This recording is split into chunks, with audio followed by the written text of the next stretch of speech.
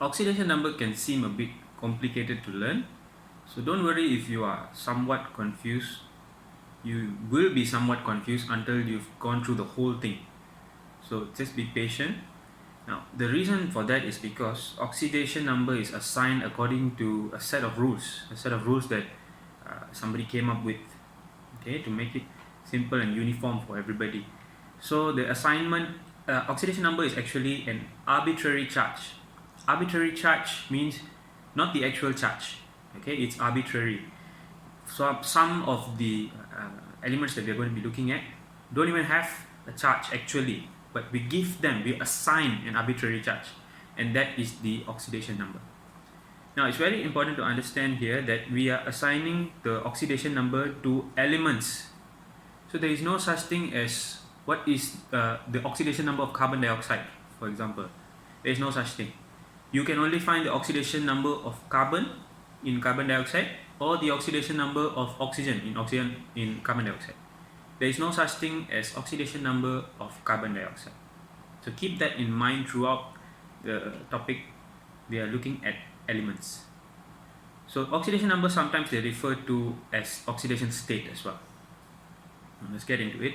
So first we look at free state elements. What do we mean by free state elements? It means elements that are not combined with any other elements to form compounds. They exist separately, freely as elements. Now they don't necessarily have to be atoms. For example, group 17, your halogens, they are diatomic. They exist as diatomic molecules. But they are not in combination with any other element. They are still elements. Cl2, chlorine, will be 2 atoms of chlorine. 2 chlorine atoms forming one molecule. Okay, but this is still considered free state elements. So the oxidation number of any element in its free state is 0. Okay, so for example, sodium metal exists as sodium atoms. So the oxidation number of sodium metal, as long as it's in the element form, is 0. Then hydrogen gas exists as H2 molecules. So the oxidation number of hydrogen in hydrogen gas is 0. Okay, now let's look at ionic compounds. So for ionic compounds, there are 2 types of ions, okay? Namely monoatomic ion or polyatomic ion. Now, throughout all your sciences, you need to be familiar with these prefixes. Okay, so here mono means one, poly means many. So monoatomic ion simply means an ion that is made up from only one atom, whereas polyatomic ion is an ion made up from 2 or more atoms. So the example you can see, for monoatomic ion we have sodium Na+, calcium Ca2+, chloride Cl-. These are all monoatomic. They all consist of one atom only that have become ions. For polyatomic ions, example hydroxide. Hydroxide consists of 2 elements here, 2 atoms, oxygen and hydrogen. Now this hydroxide has become an ion, hydroxide ion. This is your dichromate and this is ammonium ion.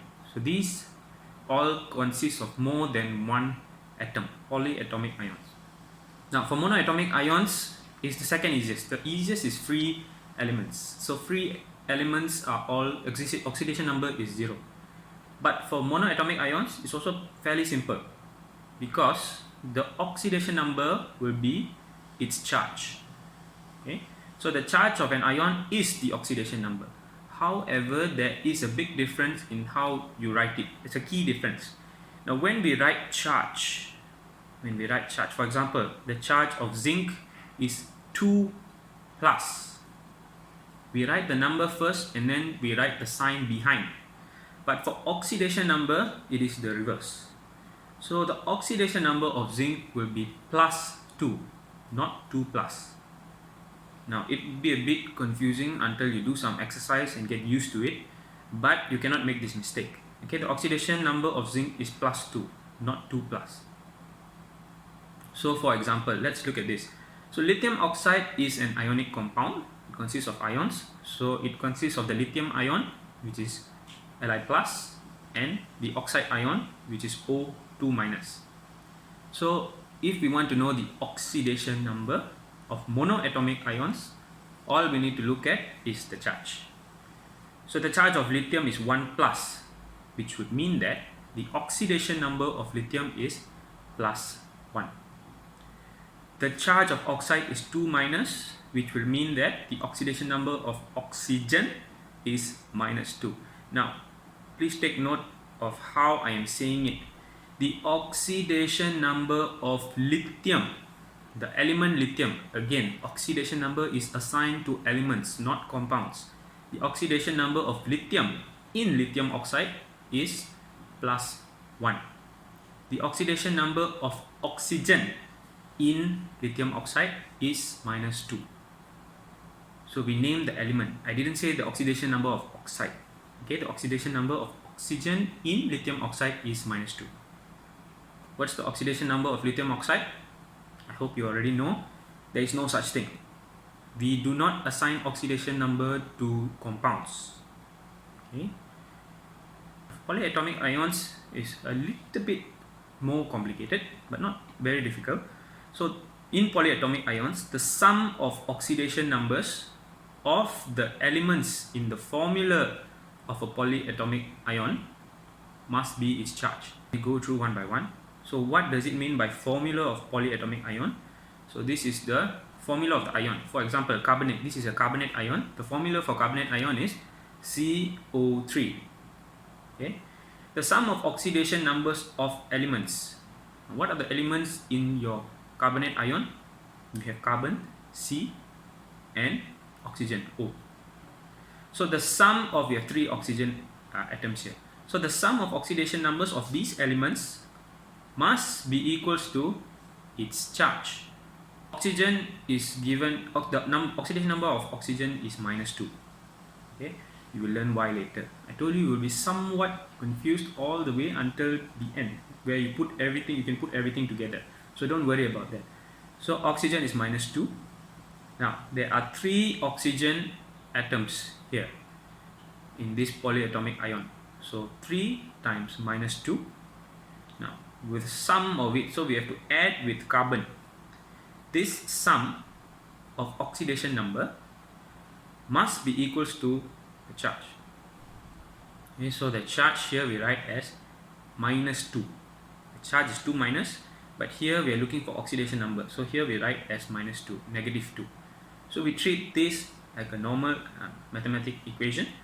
So 3 times negative 2 we get negative 6, and when we add 6 to both sides, so negative 2 plus 6 we will get plus 4.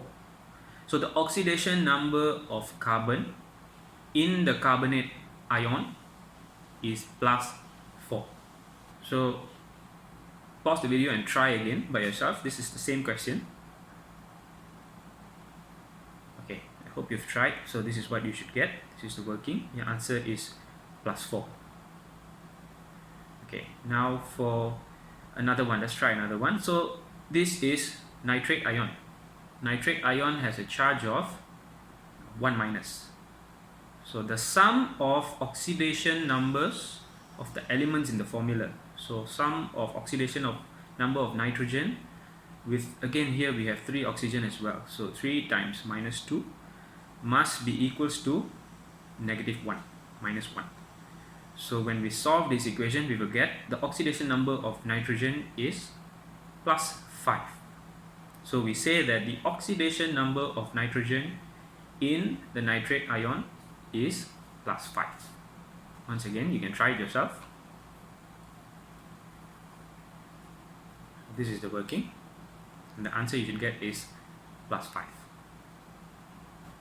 Now for oxidation number of ionic compounds, so the sum of oxidation number of elements in the formula of a compound must be 0. Now let me just make it clear here, it doesn't matter whether it's ionic compound or covalent compound.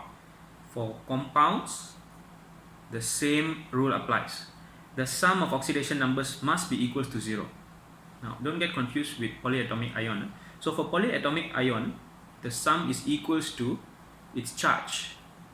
But we know for a compound, the total charge is 0. So for ionic compound, the total charge is 0.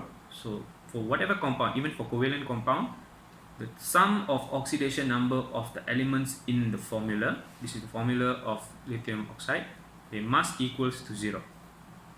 So once again we assign -2 to oxygen, so 2 times +1 for lithium. We already know from earlier because this is a monoatomic ion, so it's very easy. The charge is +1, 1 plus, so the oxidation number is +1. So 2 times +1 plus -2 for oxygen, and indeed you will get 0. So try this question by yourself.